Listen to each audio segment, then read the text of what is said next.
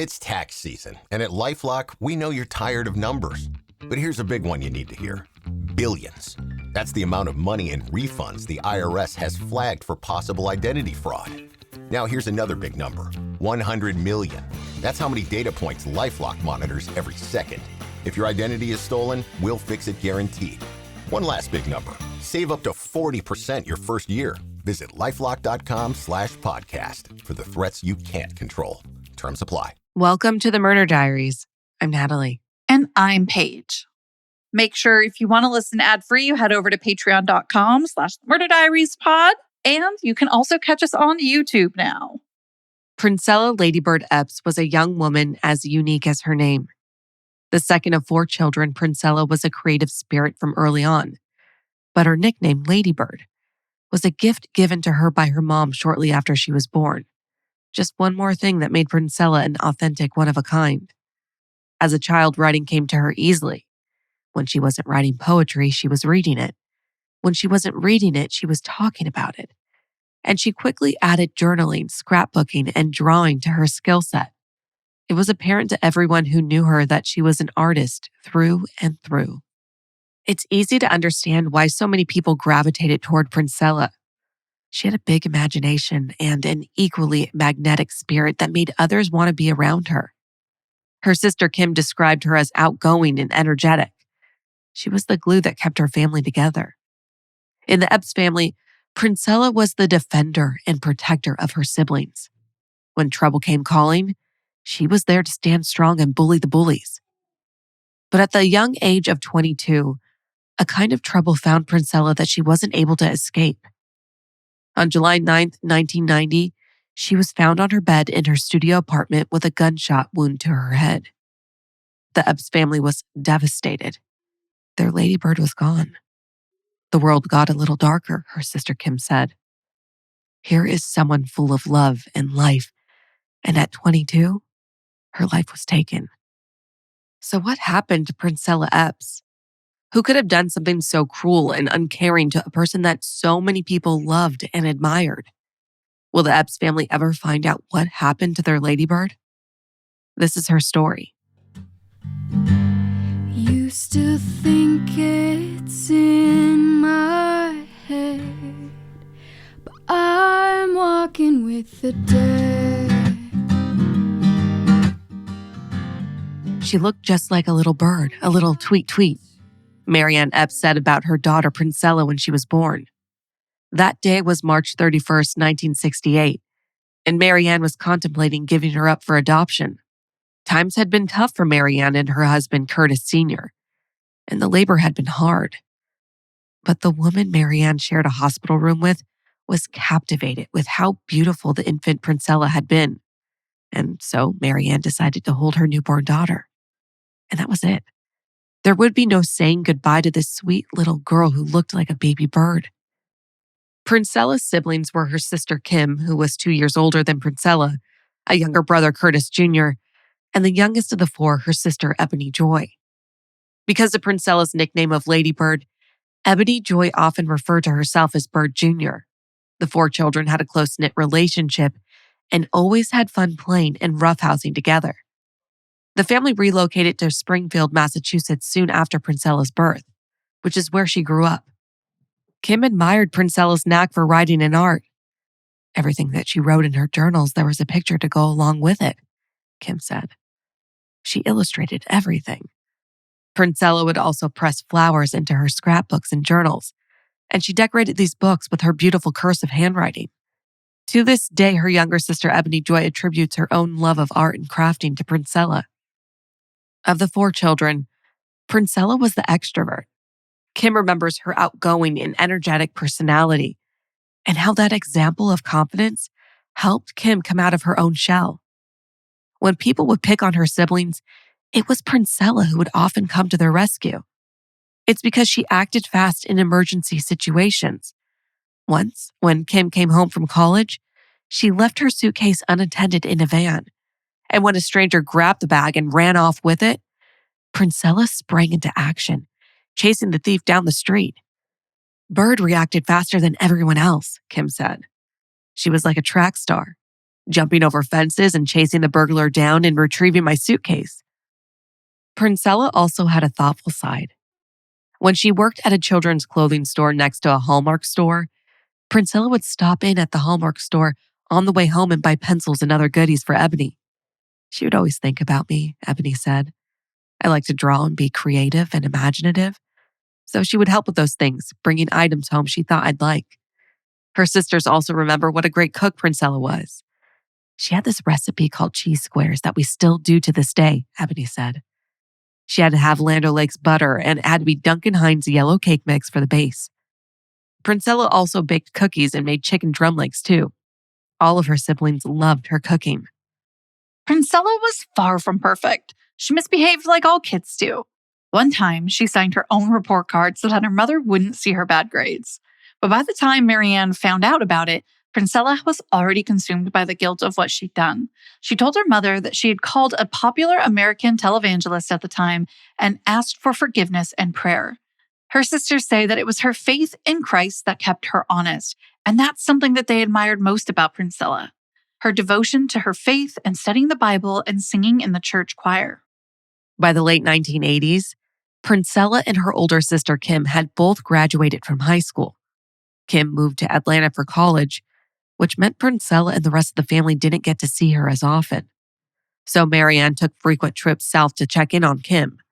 Eventually, Curtis Sr. got a job in Georgia, so the family, with the exception of Princella, packed up and moved down to Atlanta as well. Princella joined them when she moved there a couple years later. In Atlanta, Princella found herself adrift. She was helping a family friend set up a dry cleaning business, but she didn't know what she wanted to do for a career of her own. Eventually, she wound up driving a horse and buggy carriage for tourists in downtown Atlanta. And by the summer of 1990, 22-year-old Princella had done a lot of maturing and decided to get an apartment. She had decided that it was time for her to break out on her own. Marianne was proud of this new independence she was seeing in Princella and could tell how excited Princella was to move into a place she could call her own. Marianne helped her buy cookware and hang curtains in her new place. She had friends and a lot of people were helping her, said Marianne. She was very pleased and happy, you know. She had so much to live for. And then this horrific situation came. On Friday, July 6, 1990, Princella was supposed to pick up 12-year-old Ebony for a weekend sleepover at her apartment, something Ebony had been eagerly anticipating. But she never arrived. By Monday, July 9th, when Princella also failed to show up for work, concern began to grow. That same day, after being released from jury duty, her mother went to check on her, having not heard from her. According to Princella's sister Kim, their mother and stepfather were the first to discover something was wrong. Unable to enter the apartment, but noticing signs such as a strong odor and flies at the window, they alerted police and apartment management. Around 3 p.m., a maintenance worker entered the unit, and they found Princella dead on her bed from a gunshot wound to the head. To say the family was devastated would be an understatement. Princella, this wonderful glue that had held their family together for so long, was suddenly gone. I didn't know how to process the world without her, Kim said. Here was someone so full of love and life, and at 22, her life was taken. It was traumatic. But in the hours and days after her murder, when Princella's family turned to the Atlanta Police Department for answers and help, they received little. Atlanta PD seemed less than motivated to solve her murder. They didn't contact Marianne at all and never included any of the family members in whatever investigation they were conducting in Princella's murder. The only thing that Princella's family knew was that she hadn't been seen or heard from since July 6th, and that she had been found shot in her apartment bedroom. Marianne still remembers the lack of interest on the part of the Atlanta Police Department. She said, "I don't think they were very interested. They never gave out any information, and when I did go to one of the precincts, it didn't seem like they followed through with anything. I just never heard from them." Because of so many other murders that had happened in the city at the time, Marianne feels like the police didn't think some 22-year-old woman was important enough for a proper investigation. They just let her daughter's case fall through the cracks. There was also very little media coverage. In fact, for our research for this episode, we could only find one 1990 newspaper article about the shooting from the Atlanta Constitution. This is the article in its entirety. Autopsy says woman was shot in the head. An autopsy performed Tuesday on the decomposed body of an Atlanta woman found in her apartment revealed she had been shot in the head, homicide detectives said Tuesday. The body of Princella Eppes, 22 of 445 North Highland Avenue, was found in her apartment at about 3 p.m. Monday, after her employer became concerned when Miss Eppes, who was last seen alive Friday evening, did not show up for work, Atlanta Homicide Lieutenant Danny Agan said. It wasn't very long before Princella's murder case went cold.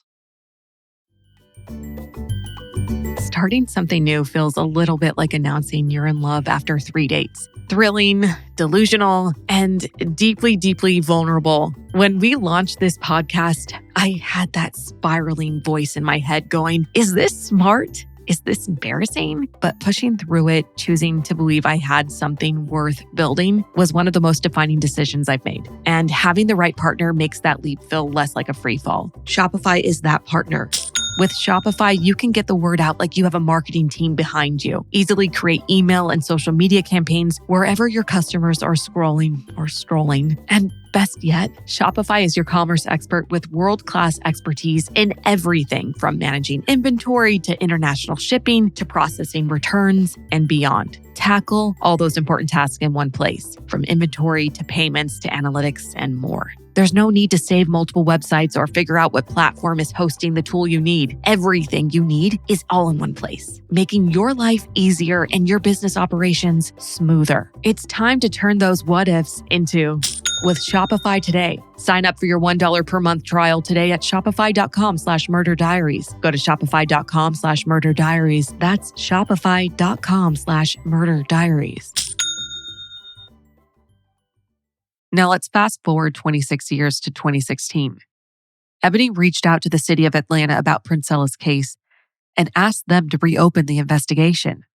She was met with the same indifference and disinterest that the family had found themselves up against way back in the summer of 1990. Authorities said they'd review the case, but there was zero follow-up with the family.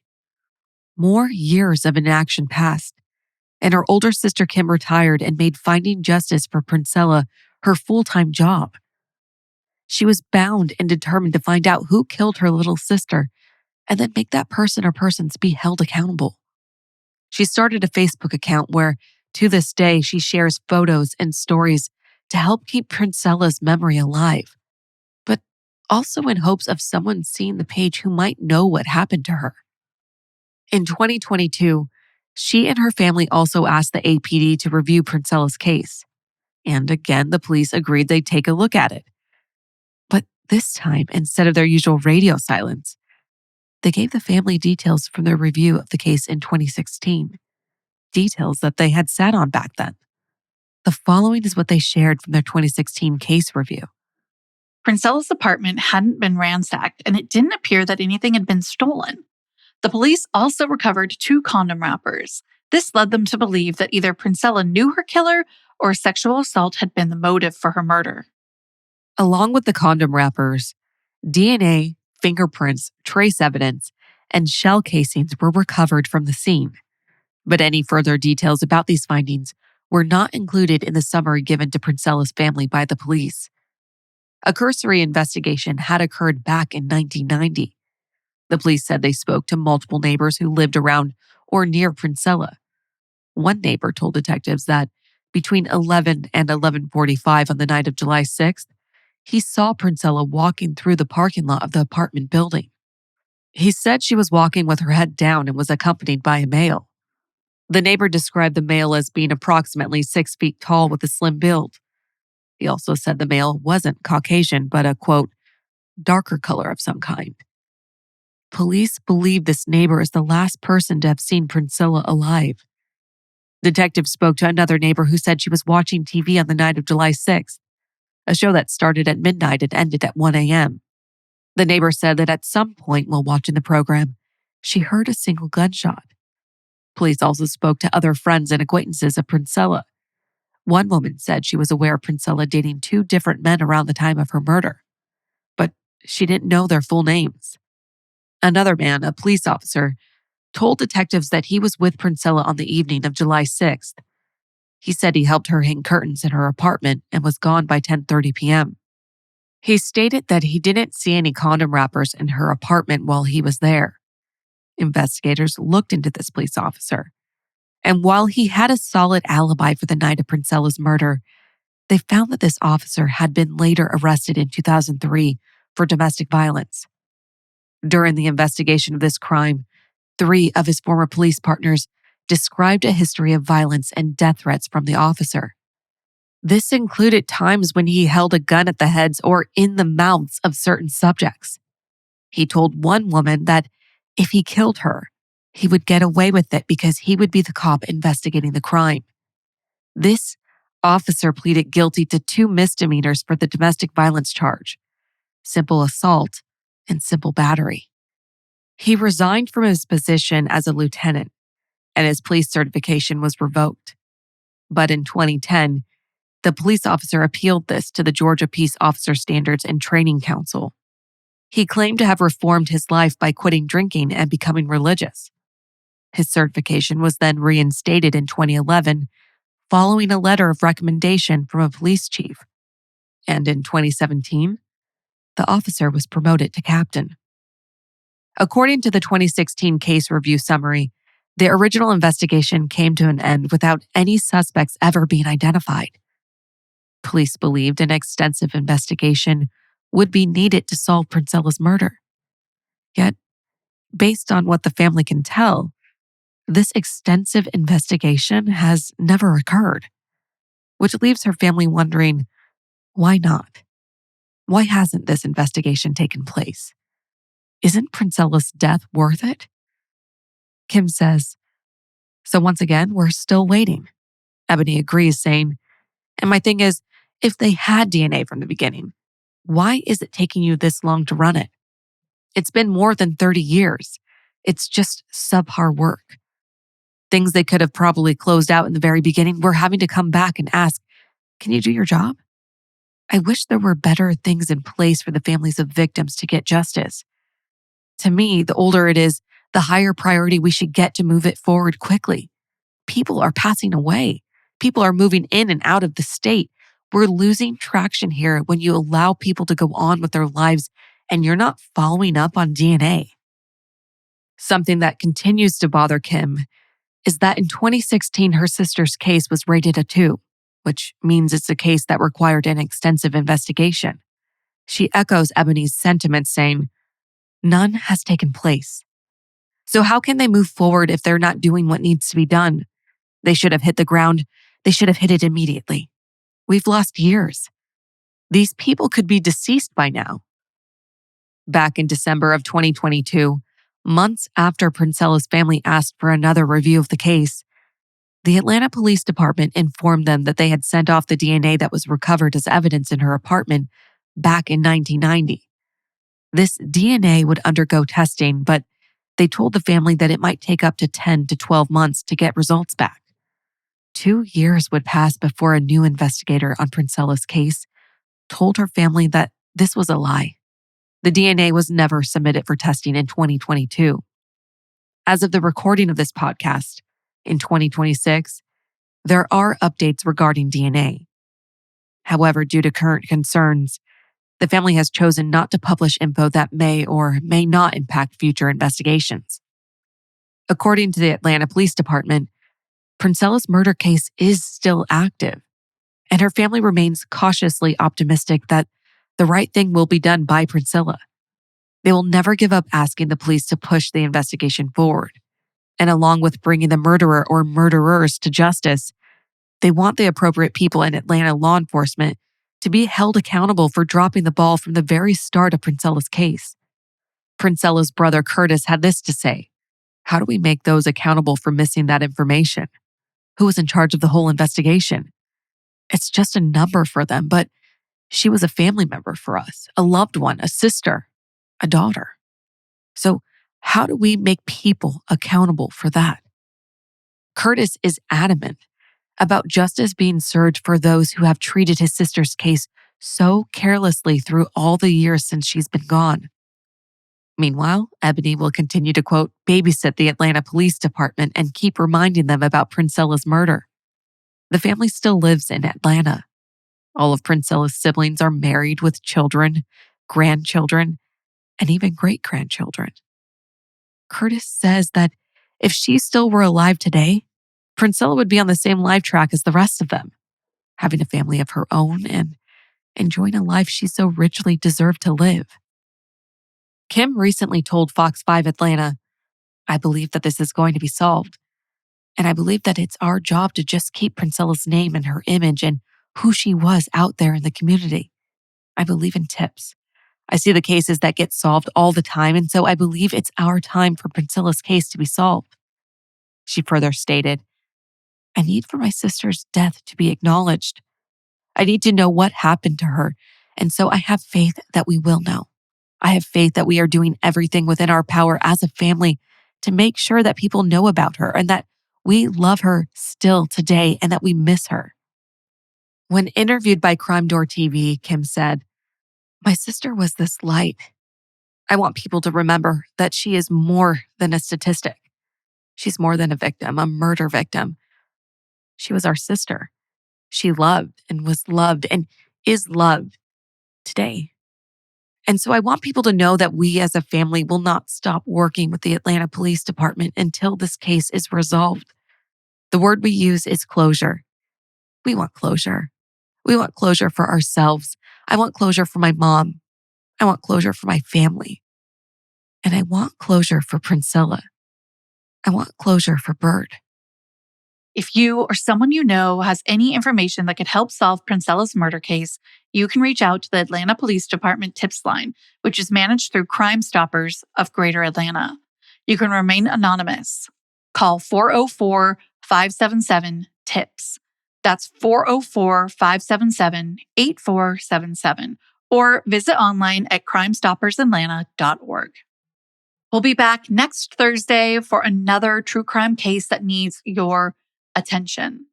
Before that, you can find us on Monday with our pop culture segment, Unscripted, and on Tuesday with our new DocuFile segment where we dive into documentaries and you guys watch along with us. And until then, Stay safe. bye. Bye.